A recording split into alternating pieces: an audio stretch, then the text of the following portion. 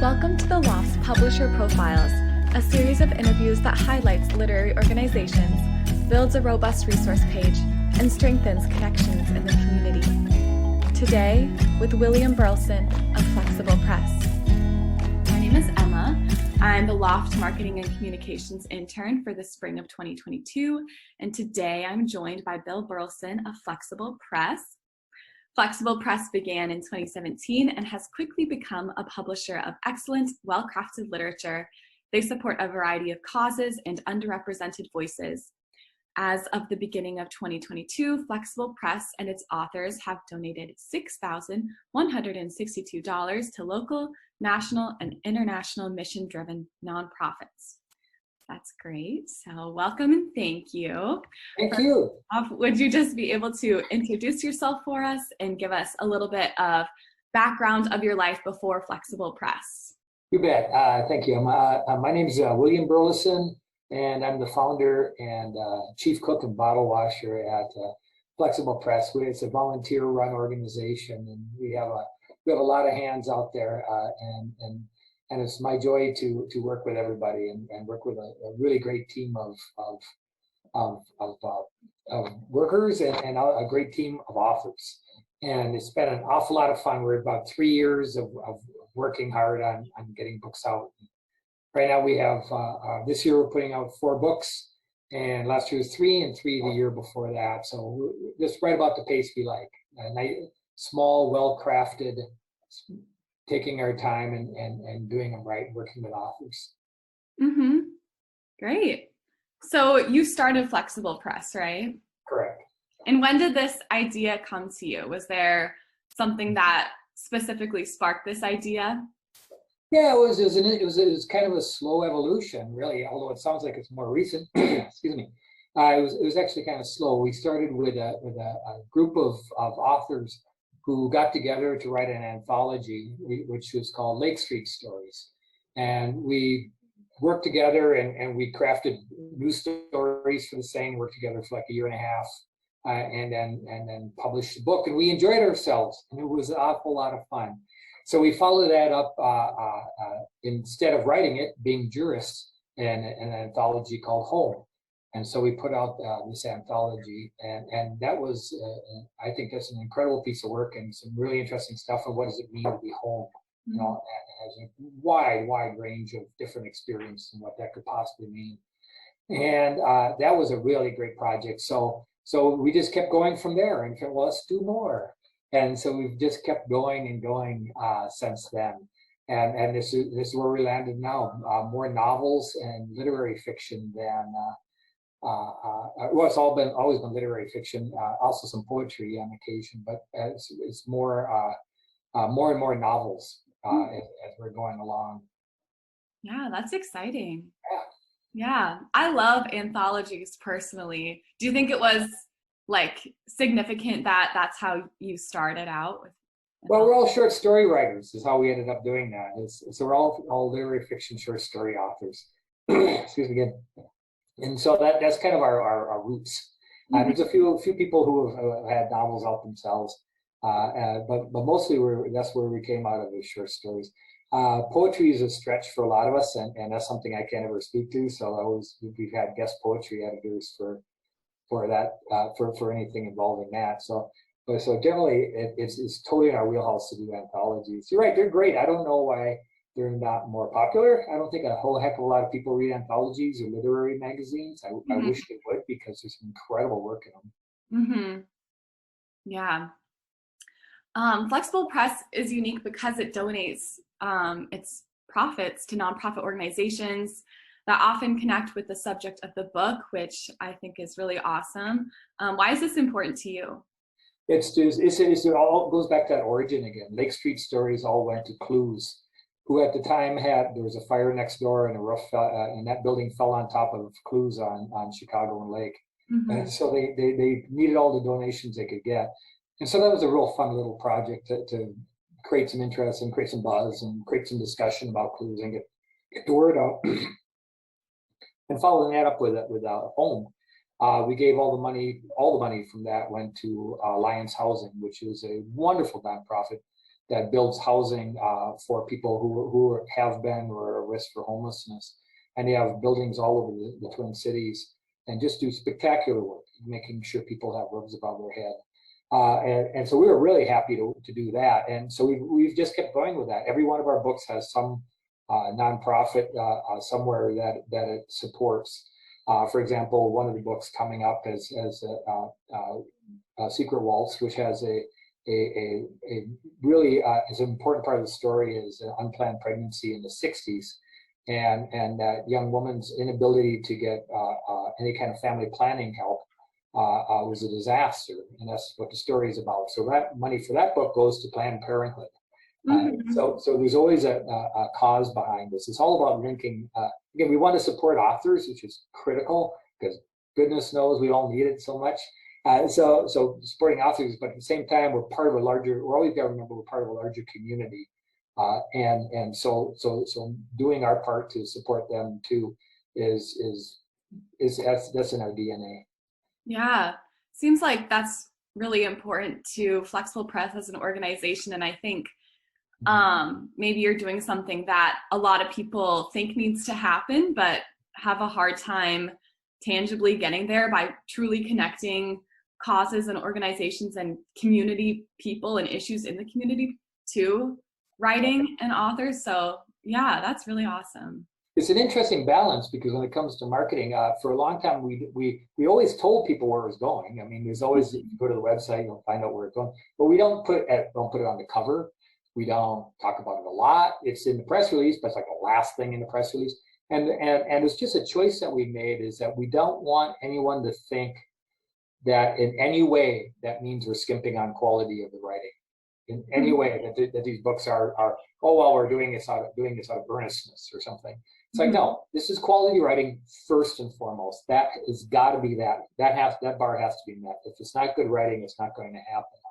At the same token, we all have a responsibility to the community and things that we believe in, and so that's pretty easy. And there has never been an author who had any problem with that. They're pretty excited about it. Yeah, imagine. Well, it's fitting that I'm talking to you first for this little series, because I think that is part of the goal, is just to connect everyone, because we are all part of a larger community. Yeah, thanks. That's what does so well. It creates a writing community. Yeah, exactly. Writers need a community. We desperately, I mean, we all spend our days with our head down in the coffee shop hammering on our laptops. It can get kind of isolated. Yeah, need to connect. Put our heads up and work with each other and talk to each other. And that's so important. That's what the Loft does. Yeah. Yeah, you've already touched on this a little bit, but what are your goals for the types of books that you publish, and what should readers kind of expect from your publications? Yeah, well, again, a lot of novels coming up for this year. We have one on contract for next year. We're about to seal a deal on an anthology from a Turkish author, which is really fun. Kind of excited about that, but I shouldn't announce that too soon. But that's coming up pretty quickly, and I'm looking at a couple of other projects like that. I think we're going to keep on a novel track on a longer form, but it sure be nice to go back and do another anthology, especially one that we could dedicate the entire profits to whatever thing, and where maybe we will bring authors together again. So there's a lot of opportunities to do some really fun stuff. We're not going to write any, our first book started out writing stuff that was publishing stuff that we wrote, and that's never going to happen again. That was the starting. That was just the germ of starting things. But it sure is fun. It sure is fun to review other people, talk to other authors, and review their work and support them and getting their vision out there. We have very specific materials online because we are a small press to make sure people understand that this isn't Scribner. We're not Penguin, and that's the way it's going to be. It's going to be a small. It's a small press, and so it's going to be small number. Not that many. It's not going to be massive numbers of books sold, just to be honest. But I also pledge that it's going to be incredibly well crafted and a lot of TLC and a lot of input, and the authors actually we actually support the authors economically too. Because, frankly, we just don't make any money. So we want the authors to make the bulk of the money. Mm-hmm. So that's all part of the greater business model, the greater mission that we have. Yeah, I think that kind of speaks to your mission in general for Flexible Press, to kind of take its time, focus on each individual project and really how it can connect to the larger community and support the author. And Absolutely. do you have goals for, you said you publish about 4 books a year-ish. Do you have goals to increase that, or do you want to kind of keep it at that pace for a while? I'm thinking 4 is a pretty good number, maybe 5. I mean, there is a little slack in there to get a 5th one in, but I think 4 is an awfully good number to plan for, and leave a little flexibility then if something really exciting comes up along the way. What biggest thing we need is that being volunteer driven is the ability to have is continuity, is succession planning. Yeah. Making sure as many people are involved as possible, and this continues forever. And that's the main goal. So we're still kind of like figuring out that piece about how that's going to work, what everybody's roles is. It'd be really nice to go become a nonprofit at some point in time. Yeah. We haven't. If anybody's ever had to file nonprofit paperwork, you understand what an incredibly laborious and long project that is. I'm sure. And, and I've done it before, and it frightens me to have to think about the endless process that is a nonprofit, getting nonprofit status again. So, but right now we kind of run it like a nonprofit. So, and since there is no money anyway in it, since we give it all away. It kind of looks at everywhere like a nonprofit. Yeah. Yeah. What's been the greatest challenge of starting a publishing organization? Oh, that's a great question. The biggest challenges is getting more diverse voices and diverse topics, and some of the obvious ways around that is around racial diversity, or diversity of immigrant communities, and trying to get more and more diverse voices, but also diverse voices in the sense that I don't want to. I'm getting a little tired of stories in New York. Endless parade of stories set in New York. I think we all watch television where most stories are based in New York, and think that's what has to be done. And I'm a little so maybe more Midwestern, believe it or not, Midwestern stories would be really, really helpful. So finding those other voices that are underrepresented is critical. And we've done an okay job at times in that, and other times I wish we could even do more. There's got to be more. We're really excited. For example, one of our books, The Romo Witness, it's about a man. It's a biography of a man who is a major leader in the Romo community in the past, and the Romo community in Minnesota in the present.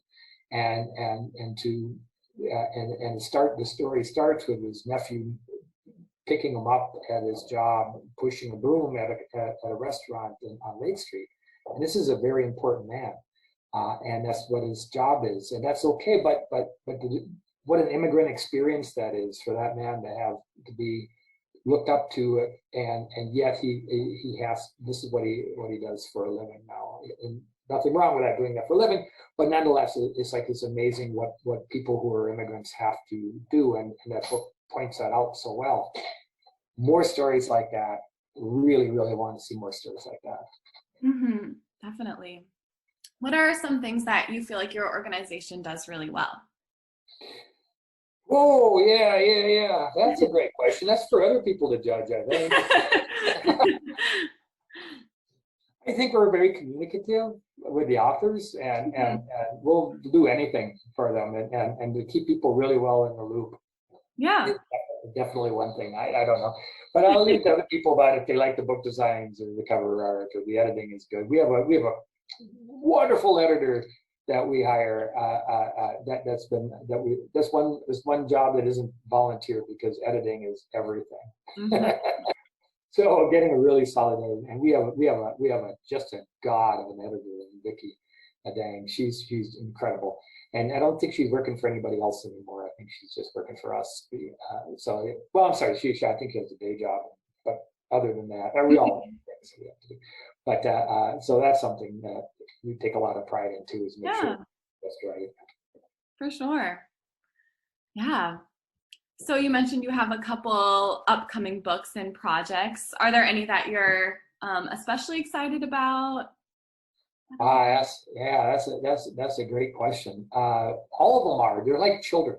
You know, it's hard to pick a favorite because they're all children, and we just love them all. So I wouldn't want to pick any one of them up, but I would say, let me say this and this isn't to insult the penguins and the scriveners of the world, but you get a different product if you can focus only on the quality of the writing, okay, as opposed to the salability of the writing necessarily, or where it shells, what is comparable titles.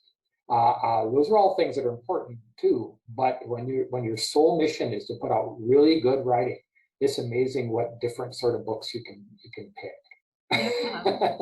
So maybe it's too long, and the author hasn't been able to sell it to a major publisher because it's too long for a debut novel. I don't care. Maybe it's a difficult topic like sexual assault in a book that's coming up. It's important. We have to talk about those things, and we have to show the effects and generational effects of those sort of things. So difficult topics, hard to shelve. Yeah, bring it on. It's a different sort of thing. So we're very proud of that. Sure. How could people who support or are involved in the Loft participate or support Flexible Press? Are there any ways for folks to get involved? Contact me would be great. I'd be happy to talk to anybody who's interested in getting more involved in whatever that would mean for them.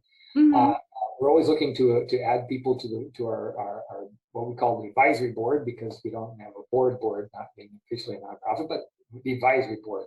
I would love to talk to anybody. I can't get enough of talking book and literature.